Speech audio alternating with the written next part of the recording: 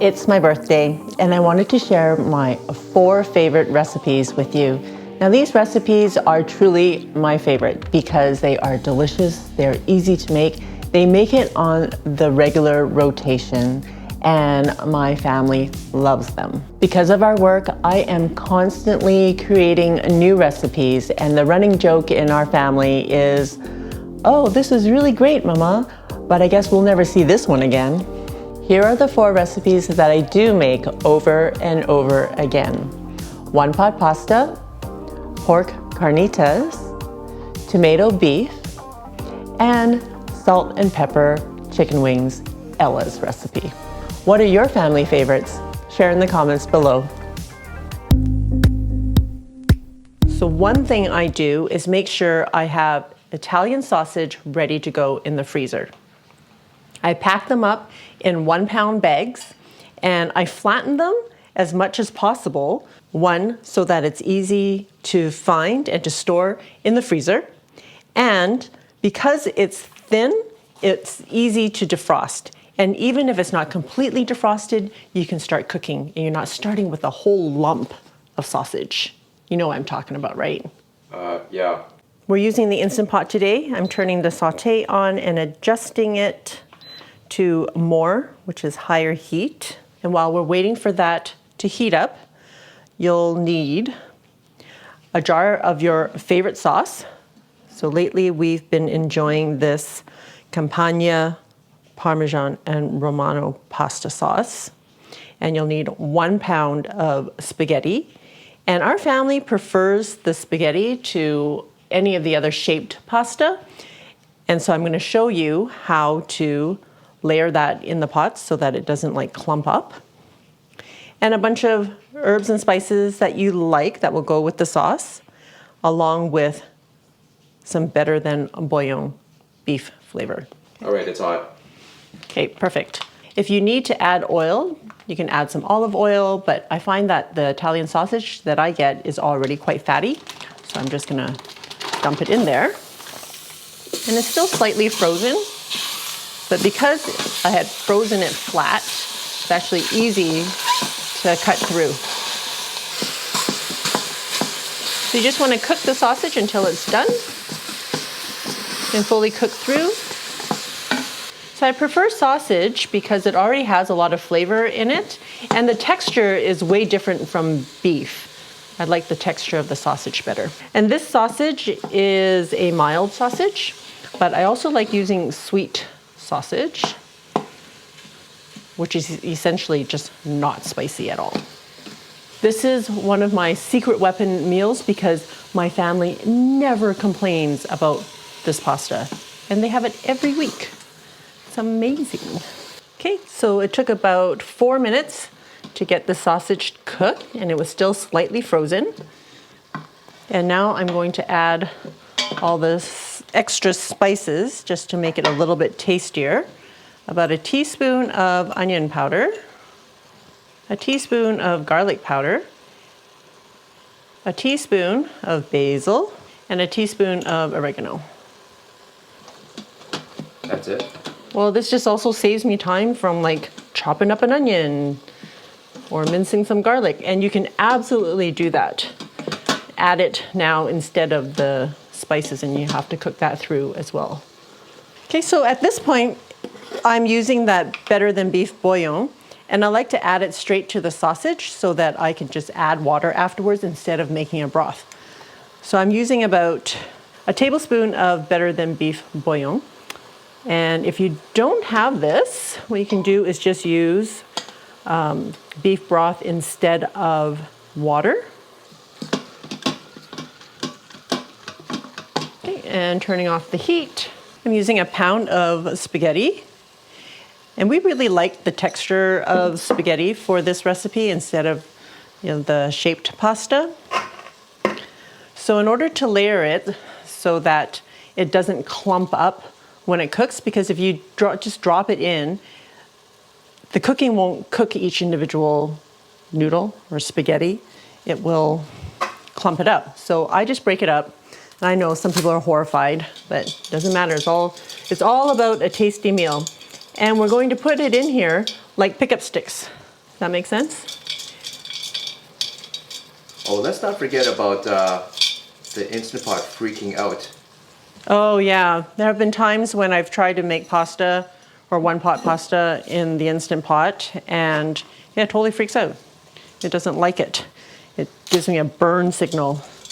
But I've been making it like this for years now, and I haven't had a problem. So this is the way I'm always going to do it now. This is the way. And when I first started making pasta, I was in my late teens, early 20s.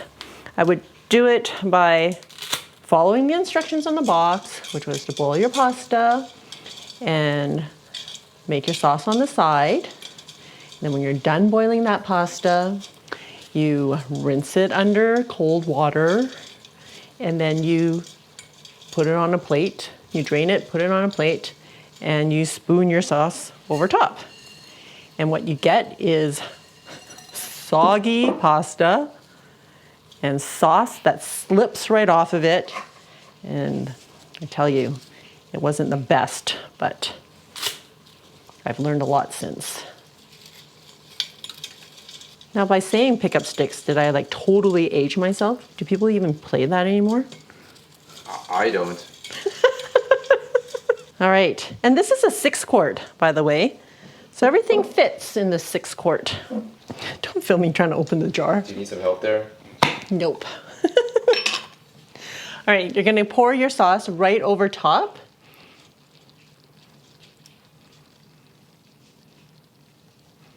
My jar of sauce is 675 mils, which is about 2 2/3 of a cup.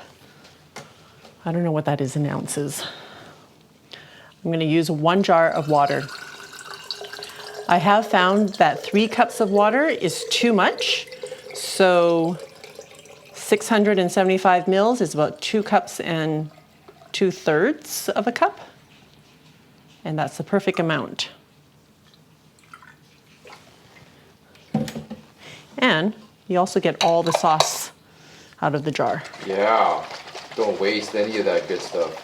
I'm just going to pour that in all the way to the bottom.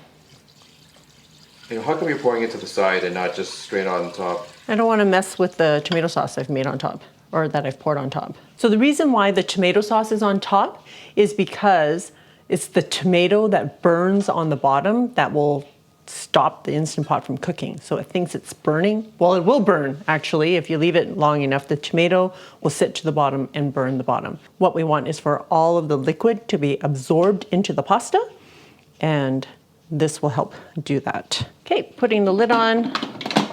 How come I still can't do this backwards? Locking it into place, making sure that sealing knob is on sealing. Now, the pasta only takes 9 minutes to cook if you were to cook it on the stove. So the spaghetti will take half the amount of time. So I'm only cooking it for 4 minutes.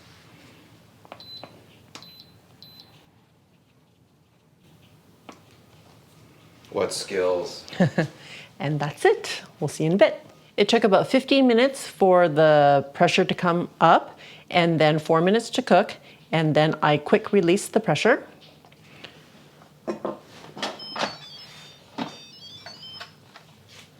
Oh, it looks so good. It smells so good. Okay, so can you see that some of these strands that are just kind of hanging out on the edge? So they're not fully cooked. So what I do is just make sure that they are submerged, and I give the pasta a mix, because remember the pasta sauce was sitting on top. All of our sausage meat was on the bottom. So I'm just stirring this around. And we're going to let it sit for 1 minute. And that will make sure that the rest of the pasta, like those little ends, will be completely cooked through. And then we'll be ready. All right. Is that enough for you, dude? Yeah, I think so. Okay, I happen to have some Italian parsley that is still growing in the garden, amazingly enough. So I chopped some up. And you can fancy it up with some basil instead if you like. Use what you've got. Or you can just eat it without the extra greens. I'm starting off with 2 pounds of pork shoulder, or it's also called pork butt.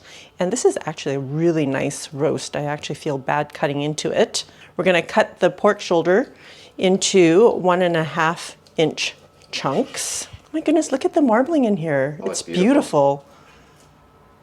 We found a butcher that we are now buying meat from instead of Costco because we're finding that the price is actually comparable and the quality of meat is so much better. So you Vancouverites, go to Columbus Meats. It's good. So you want your pieces to be about this size. Or if you wanted to cook it faster, you actually can cut it into smaller pieces.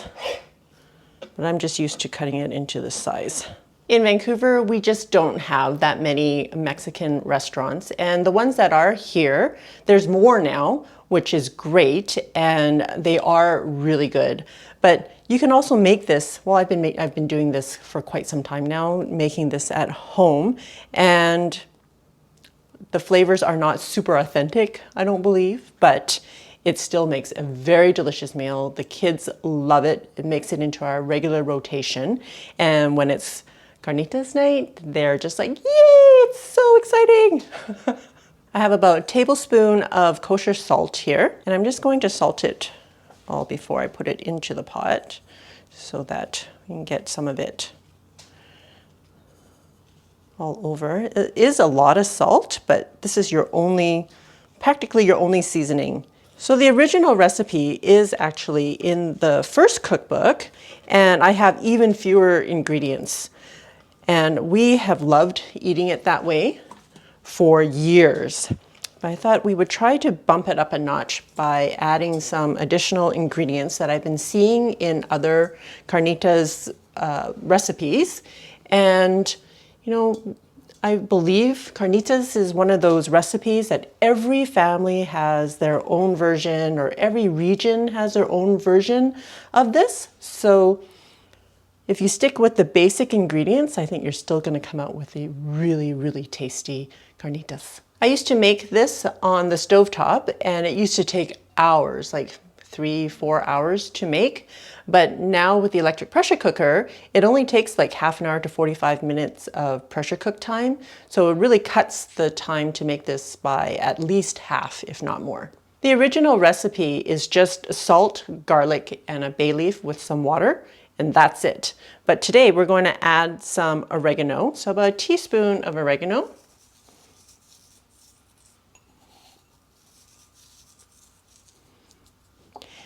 And an onion. I'm just going to cut into 8s and throw it in there.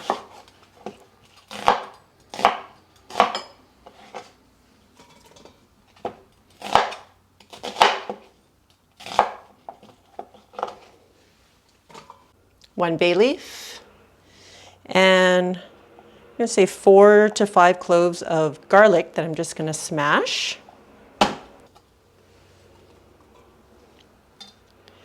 And my orange.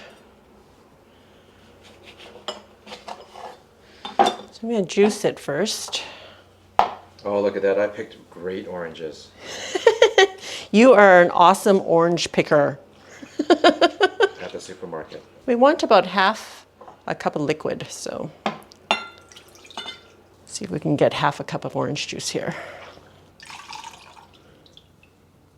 Okay, that's close enough because we know there's more juice in here. So what I'm going to do actually is just toss this orange in there. And we're going to pour our orange juice there as well. And that's it. Okay, put your lid on, lock it into place, making sure the sealing knob is on sealed or sealing. And we're going to cook it for 45 minutes. I like it super tender. You can cook it for as little as 30 minutes if you like. How come I still don't know how to operate this thing? 30 minutes. 45 minutes, high pressure. And that is it for now. Once the pressure cooking is done, you can release the pressure by quick release. And let's see what we've got. Wow, Looks yummy. Smells delicious. I can smell the orange when it was cooking. So I'm just gonna remove some of the things, the orange, well, the orange halves, and the bay leaf. I know Dude likes the garlic in there, so I'm just gonna leave that. Yup. So what you can do at this point is take the meat out and lay it on a sheet pan and put it under the broiler. But what I like to do is let it cook in its own fat for a little while longer. So I skim off the fat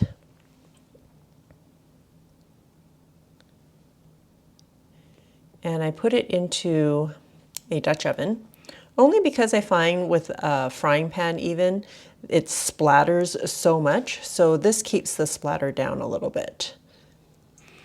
Okay, so I'm going to add this here. Now there are some juices in there too, which will eventually evaporate or boil off. Okay, once you get enough in here, you can just start to heat up and add more as you go. And we're going to do this on medium heat. If you don't want to use the fat, you can always just use vegetable oil, but really it's the fat that crisps up the meat that gives it the extra flavor. I'm start moving the meat over. Drain it as much as possible because you want the meat to crisp up in the fat, but you also want the liquid to evaporate. And the more liquid you add, the longer it's going to take. So try to drain your meat and then let the rest evaporate. You don't have to keep the onion in there if you don't want, or the garlic. It's up to you.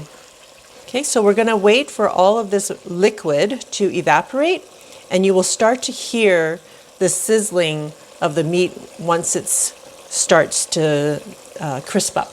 So it took about 5 minutes to get it to this point, less than 5 minutes to boil off the liquid, and you can hear it sizzling in that fat now.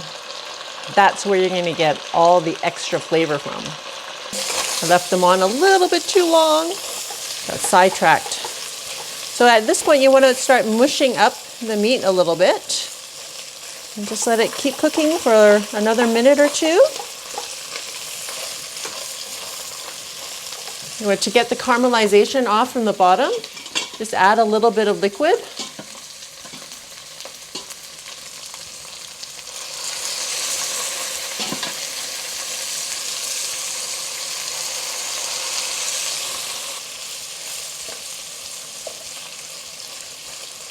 So once it gets to this state where it's kind of falling apart and you've crisped it up enough, you can tell by the change of color, then it's ready to eat. It only took about 2 to 3 minutes to really get a good sear on the bottom of the meat, and then breaking it up will give you this. All right, check this out, guys. Doesn't look like much, but it'll be really filling. You eat 3 of them, like Dude is about to do. Okay, adding some chopped onions. I don't know if Dude wants more than that, but he can add more if he likes. Yeah. And some cilantro.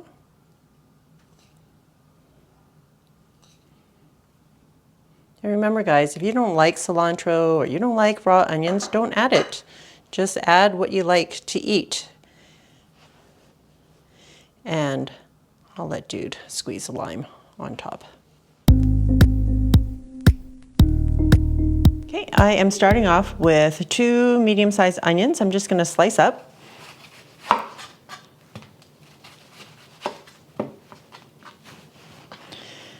And I like to slice them from top to bottom because I find that they hold its shape better. I'm making a pretty big batch here today because we really enjoy eating it with a lot of sauce on rice. But if you can always cut the recipe in half, or you can make some and freeze them in smaller batches. I used to do that in college. Just make a big batch and freeze it. Also using 4 stalks of green onions, I'm going to cut these into 2-inch pieces. I'm saving the greens for later, but I'm gonna cook the white and the light green parts along with the onion because I don't like these parts uncooked. Okay. And these pieces I will set aside for garnish, adding at the very end. So let's try and cut up the tips. Okay. Okay, I'm also using about 5 tomatoes. It's 2 pounds worth. I'm gonna take off the little stem at the top because I don't like biting into those. Sometimes my grandmother used to leave them in there. I'm just gonna slice them into 8ths or 6, depending how big your tomato is, I guess. Just cut it up into slices. And if you want to peel your tomatoes as well, you can do that. My grandmother used to grow her own tomatoes, so she always had a lot. Maybe that's why we ate this so much. Okay. Oh, one more thing. My thumb-sized piece of ginger that continues to look like these little thumbs up, which is awesome. Don't forget to give me a thumbs up. All right, you can slice it up, or you can just do like me. And smash the thumb. Yep. Oh, the carnage. I just want the flavor. So just make sure, like I've left the skin on, so I had to clean it really well. And it's just easier for me to pick out. I don't like the little slices of ginger floating around in there and biting into one accidentally. So this is my way of getting the ginger flavor in there without having to pick a whole bunch of them out. Right, I am heating up my pot on medium heat. And I am using a 4-quart Dutch oven today, but you can use a wok or a frying pan so long as you can contain all of the ingredients. I think the Dutch oven for me is probably best today. I'm going to add a tablespoon of vegetable oil and add my onions.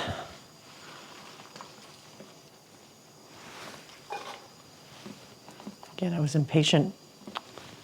Oh, and my ginger too. Let's get that in there.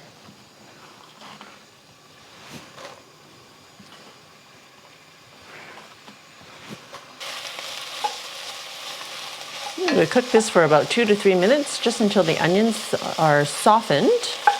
And about 1 pound of ground beef. And we want to cook this through, so it's going to take about another 2 to 3 minutes at least. Just break it up. I like to use ground beef because my grandmother used ground beef, but also the cost of groceries are so high these days, especially for beef, and so I'm happy to use ground beef if I can, for much less than steak. But if you want to use a flank steak or something along that line, that would work really well in the dish as well. When you order it in a restaurant, they actually give you slices of beef, not ground beef. This recipe can be found in my Chinese homestyle cookbook. If you'd like to purchase it, you can find it on Amazon. There's a link in the description. All right, almost cooked through. Stirring everything together. Okay, I'm dumping all of my tomatoes in, along with any juices. Okay, a teaspoon of salt.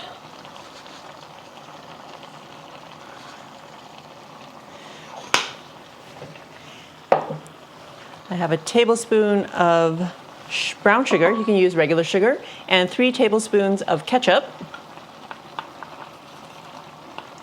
I can hear my grandmother's voice in my head.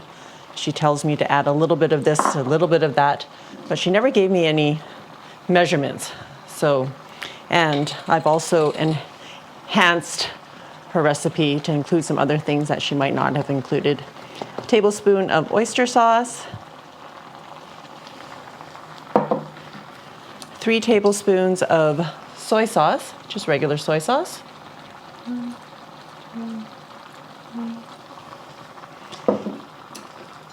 And 1 tablespoon of dark soy.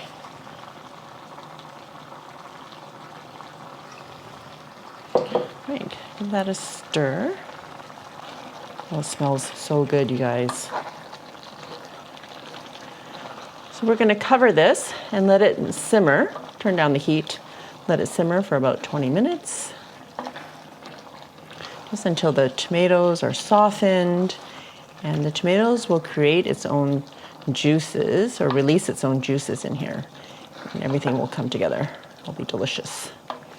I'm just going to turn it down to medium-low. All right, see you in 20 minutes. All right, it's been 20 minutes. Oh, it looks so yummy. Look at all the juices. Hey, Google, stop.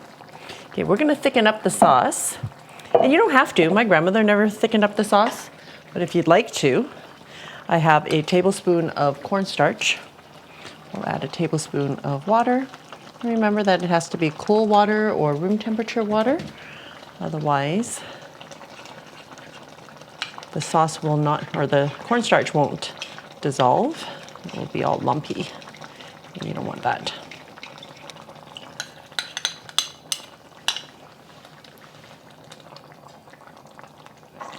Okay, while we're heating that through, just throw in my green onions until they're wilted, and then it's ready. It's nothing like a simple meal. It really does give like the warm, fuzzy feelings, and this dish is just so nostalgic for me. And if you like, you can add some sesame oil, just adds a little bit more flavor, and that's it.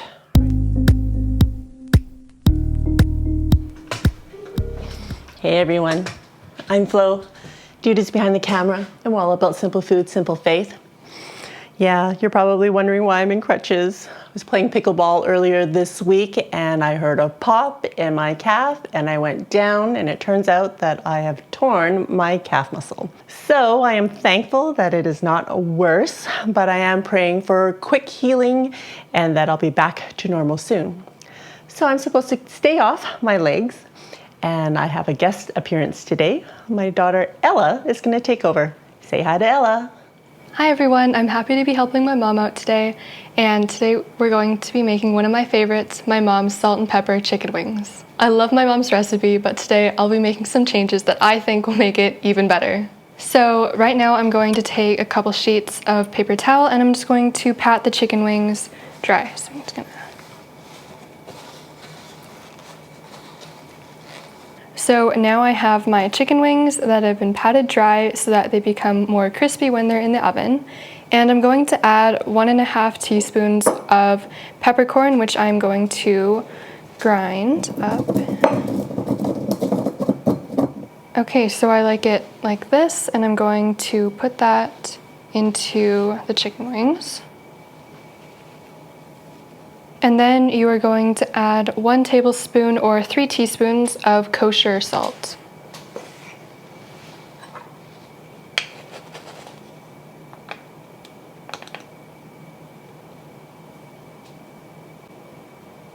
And next you're going to add 2 tablespoons of olive oil.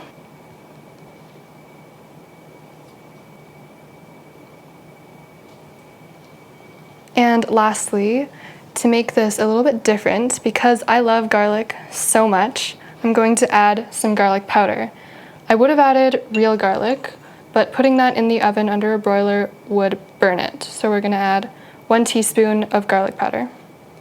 And now you're going to mix it really well until all of the chicken wings are evenly coated.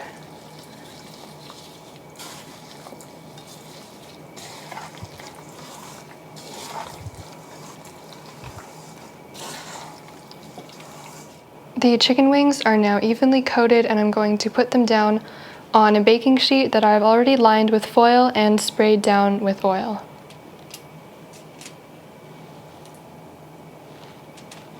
So I'm putting the wings skin side down so that when we flip them over later, you will get a crispier skin. And now all the chicken wings are on the pan, ready to go under the broiler for 8 minutes.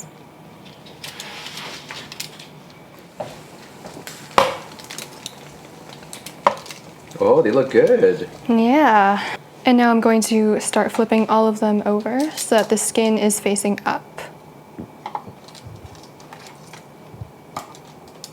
And now we're going to put them back under the broiler for another 6 to 8 minutes. The chicken wings have been under the broiler for 8 minutes and the color is golden brown. A lot of them look crispy. They're done. And now I'm going to plate them.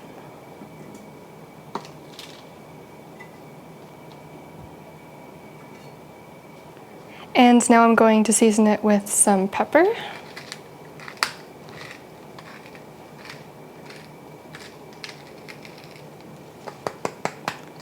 And some seasoning salt that my mom got from France.